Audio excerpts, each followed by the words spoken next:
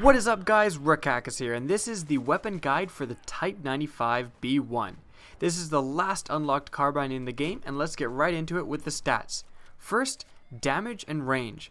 The damage is 25 maximum damage out to 8 meters, then sloping down to 15.4 minimum damage at 50 meters and beyond. Now, every single carbine in the game has these exact same stats except for the ACE-52 CQB. Rate of fire is tied amongst the slowest in the category at 650 rounds per minute.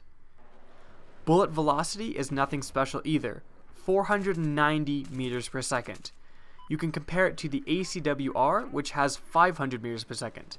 Now, there is guns that are quite a bit slower at 400 and 410, but also remember that the AK-5C has 630 meters per second. So 490 is not the least by any means, but it's also not the best. The recoil pattern of the Type-95B-1 is quite good. 0.24 up, 0.2 left, and 0.1 right. Now, these numbers are a little bit hard to understand, so let's compare it with the gun we're all familiar with, the AK-5C. The AK-5C's recoil pattern is 0.32 up, 0.2 left, and 0.2 right. Now, as you can see, the Type-95B-1 is the clear winner. It has just simply lower numbers and therefore recoils less. The only disadvantage is that although it has 0.1 on the rightwards recoil, which is less than 0.2, the fact that it has different values, 0.2 left and 0.1 right, means that it will slightly drift to the left when firing fully automatic, which means that you are going to have to correct diagonally, which is a little bit harder than correcting your gun straight down, which is a slight disadvantage. Magazine size is extremely average at 31. Reload speed is the slowest of all carbines at 2.76 seconds with bullets in the magazine and 3.4 seconds empty.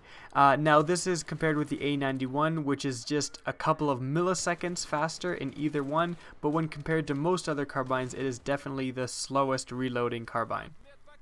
Now, usually at this point, I would end the stats. I usually just do these stats for all the carbines, but this has another special stat.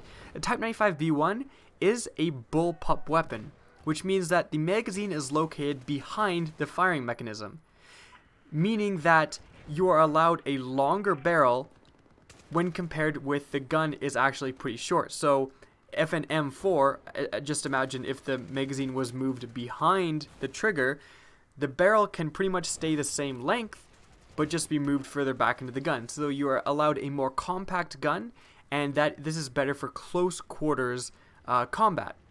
Now, DICE replicates this kind of edge and maneuverability of bullpup weapons by giving them better hipfire accuracy than normal. The Type-95B-1 possesses 25% better hipfire accuracy in every position, so that's standing, crouch, and prone while standing still, and while moving, standing, crouch, and prone. So at all times, when compared with a normal carbine, you're going to have 25% better hipfire with the Type-95B-1, which is an obvious advantage. Now, going into the general feel and recommended attachments for the Type-95B-1. The Type-95B-1, initially, I was pretty underwhelmed, and I'm going to be honest, I'm still kind of underwhelmed.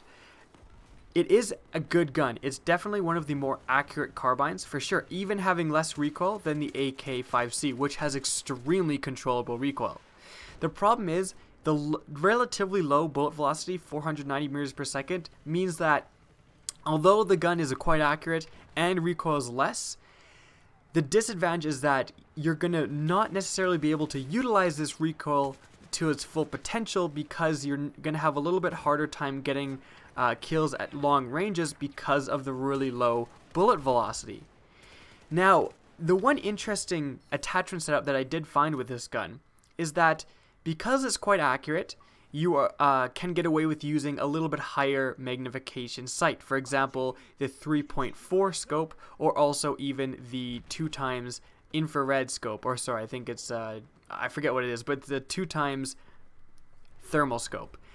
So you can get away with using, again, a high-powered scope, get kills at long range. This is especially good on maps like Gold Mud Railway. You want to extend your range a little bit. Then if you find yourself in a close quarters scenario, the bullpup design combined with any hipfire spread attachments like a laser sight are going to help you kill enemies at close range as well. So this is an interesting combination that I found that not many of the other carbines possess.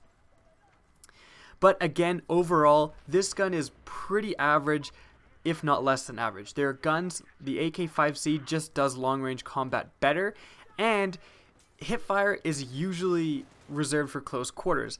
And in those cases, you really want a high rate of fire, because you need to kill someone as quickly as possible. They could quite possibly have an ACW-R, in which case, even though it has less recoil, the amount of rounds it's putting down range is probably going to end up in your death, even though you have more accurate recoil.